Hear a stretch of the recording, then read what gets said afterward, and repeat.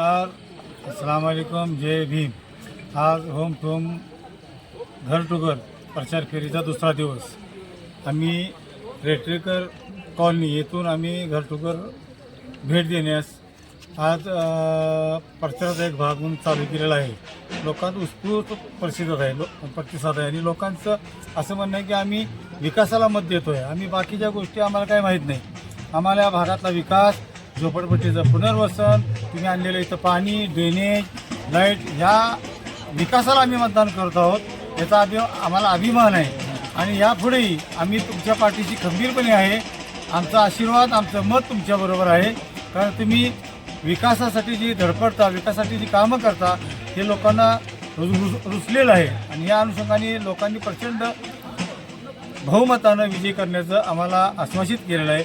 त्याबद्दल मी या मायमाऊली माझ्या जनतेचं मी आभारी आहे, खूप आभारी आहे। माझा स्वभावच असा आहे, मी विरोधाचं राजकारणात 90% मी समाजकारण आणि 10%च राजकारण करत असतो।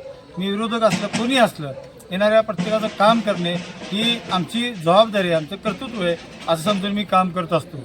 त्यामुळे जेवढ्या लोकांना भेटतोय, ज्या घरांना भेटी देतोय, त्यांचा आम्हाला अभूतपूर्व आशीर्वादच मिळतोय। त्यांचं आम्हाला मतदान, खूप मतदान, आता बाहेरगावची माणसं आहेत, त्यांनी स्वतः आम्हाला सांगितलं की आम्ही येऊन सगळे मतदान करून तुम्हाला विक्रमी मतानं जिंकून देऊ।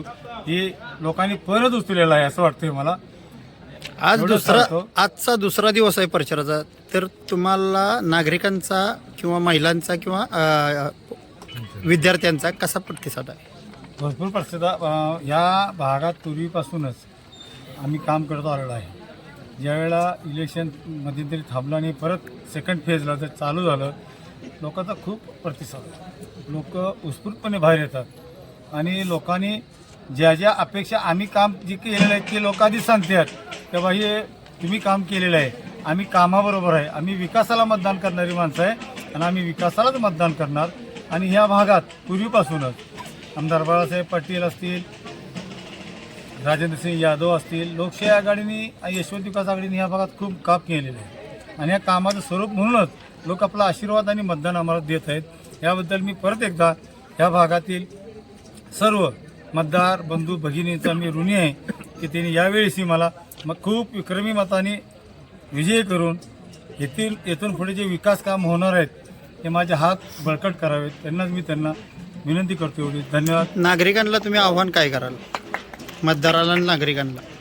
माझं नागरिकांना, माझ्या मतदार बंधू भगिनींना, माझ्या माता भगिनींना माझं आव्हान आणि विनंती आहे की भरपूर मतदान, जास्तीत जास्त मतदान होईल, आपल्याला 100% मतदान होईल। कसं आपल्या जे पै पाहुणे शेजारी किंवा आपले जे ओळखीचे असतील, ज्यांना सांगावं असं वाटतं त्यांनी आम्ही जातोयच, पण आम्ही 100% कुठं कमी पडलो, कुठे 1-2 ठिकाणी 5 ठिकाणी समजा आम्ही पोचलो नाही, त्या लोकांना तुम्ही सांगा मतदान करा आणि मतदान विकासाला करा।